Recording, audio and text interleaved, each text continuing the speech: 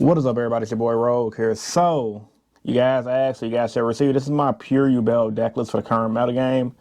So far, I went undefeated in 2 tournaments. It's technically 6-0 because I split in the last round of each of those tournaments. But you guys already know I've been cooking up pure Yubel since the deck got released before the Fiendsmith stuff came out, going consistently X1 or undefeated at local. So, I know the deck like the back of my hand, and I'm pretty good with the deck if I don't say so myself. So, I'm going to go over all my choices right now and then explain everything in detail. Smash that like button if you guys want my deck profiles. Hit the subscribe button for more. Sorry you guys getting the video late. I really wanted to drop it this weekend, but your boy been busy, man. So yeah, let's begin. One regular Yubel. You only need the one. I've recently debated adding it up to 2 to do the old standard combos to make it a little simpler because we do have the Phantom right here. However, with that being said, one has been good now for the time being. One Terra Incarnate, you know, just want the less bricks. I like the Terra Incarnate because when you do your 2 engravers, engraver pop Yubel, floating to Terra Incarnate, you're fueling your graveyard for Phantom, which is very important. I like the 2 engravers. I think 3 is unnecessary. Like it's overkill, but I get why people run it. But my deck is 40. I like it at 40, so 2 has been good. Never really wanted more. I never got the reason why people ran 3. 2 Dark in the Beast, considering opening a Spirit Gates is at 1. All you really need to run 2 because I do run Prairie Reefs map in this build. And honestly, running 2 of these with the 2 Prairie Reefs maps is almost like I still got the 3 openings because I never really missed my opening. 3 Samsara Lotus. This is like a staple. Ain't really nothing to explain. This is the 1 card starter of the deck for you guys that are rookies to the Yubel deck. 3 Spirit of Yubel. I know some Yubel players like to run 2. Some people like to run 1 even. You run 3, bro, especially in pure. I can't speak on the Fiendsmith builds because I personally haven't played with the Fiendsmith stuff myself. I've seen people play it. I don't even know all the Fiendsmith combos, but what I do know is I'd probably still run 3. It's a hand trap. It could save you from getting OTK against like decks like Tempest. When you run your Nightmare Pain, it's a free +1 and a float. So I like it, you know, and plus, once again, it makes Phantom, so it never bricks, which is why not run this at 3 in my opinion. Then run off the main monster lineup with 1 Shavara, really good, really powerful. Shavara, Yamagra Shavara, pretty much the only Unchained card in the deck. I'm still calling this pure Yubel, featuring 1 Unchained. Now, the hand trap lineup can switch up. I have changed it because this past week at Locals where I went undefeated again, I was testing out the Delta Gamma package, the Cypher stuff, and it did okay, but you guys can switch it back to whatever hand trap you see fit for your local metagame. But for right now, I'm going to show you guys that package. So 2 Fake Veiler. This would typically be 3, but 2 is good. 3 Ash, best hand trap ever printed. It hits multiple decks. Nothing more to be said about that. The 2 Deltas, the Gamma, and the Cypher and Driver package. It was fun playing it at Locals. I want to test it more. It definitely made me confident for like the Runic matchup. Also confident against other Fiendsmith decks because you can hit their Fiendsmith spells. And just against like fire, you can hit things like Bonfire, things like that. Like I know stopping those cards ain't always going to win you the game, but having a spell interruption and a monster interruption is really good. And for the odd reason, if you do this mid-game and your opponent has to like get rid of these off the board, you can use this again. The only thing that sucks is you can only use them once. But with that being said, yeah, I like it. It did decent, so I'm going to test it some more. Definitely worth testing out. But if you guys don't want to run it, you guys don't have to run it. The deck can still be good. 1 Copy of the Grave, staple. You should always run Card of the Grave. But Cure Chronicle, I haven't really used it, this format at all. Like, I've changed my sleeves. You guys can see I'm rocking purple sleeves right now to represent Yubel. I know it's good. I just haven't drawn it this format at all. In the games I've drawn it, I didn't need it.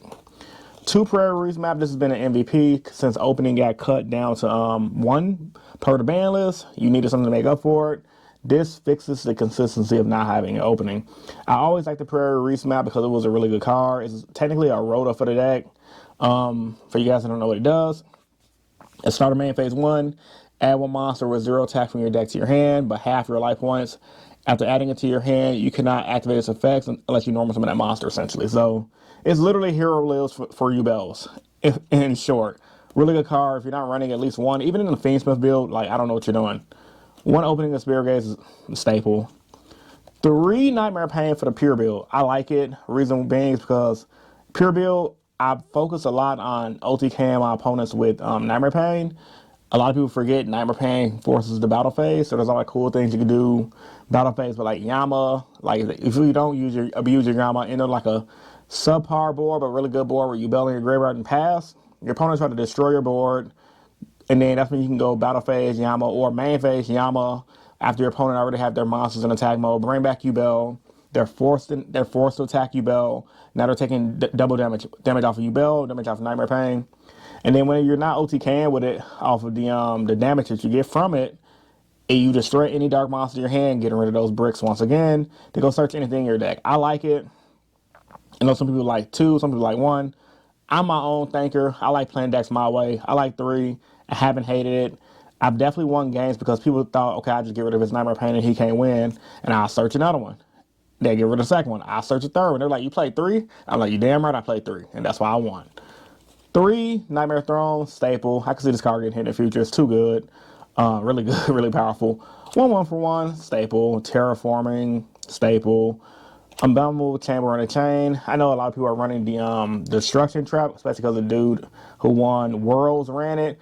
I still like this one better. Like, I mean, I know Extra Interruption is good because the guy who won Worlds ran it, but I like having, I guess that's just like a player preference in my opinion. Like, there's more than one way to skin a cat, in my opinion. So, with that being said, I prefer to have cards that's going to allow me to continue playing versus cards that's going to add more of a broken board, if that makes sense. Angel Statue, this is very fun. I've been testing out the Silhouette Rabbit. I love it. It catches people off guard. I know people were running it last format as a tech card because of the Silhouette Rabbit. People were testing it, at least in different states. Out here in Chicago, not too many people were testing it, so it's definitely been winning me games at locals just by bringing it up. People aren't really used to dealing with cards that just stop extra summons out of nowhere. And 3, Infinite Impermanence, because it's the second best hand trap next to Ash Blossom. 40 card main deck.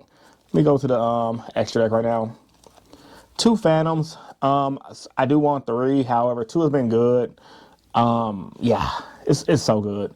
I want to play a third one, but I rarely want to go into the third one, if that makes sense.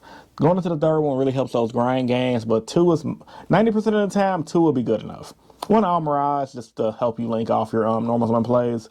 Nightmare Griffin because it's a game stiller. Little Knight, Silhouette Rabbit. I freaking love this card, bro. This card is so good. The setting a free. It's pretty much a free negation. You bring him out, he's an Omni negate. Like, it's the reason this card is a secret. The card's insane. Mudcracker, don't really go into it much anymore. I think I've learned how to play the deck so well. Like, I don't really need it. However, it's there for those games that you do need it to pop off.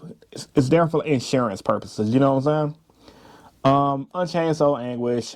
Access Code Talker. This is pretty standard for like pure builds. Even pre-Phantom build, Fiendsmith, a lot of Yubel players are running the Red Dog into Decode Access Code Talker. Mainly because against like fire, get rid of the Flamberge, bring him out. They can't use Flamberge effect. A lot of people don't know that, but it helps win games. Rage, Yama's good.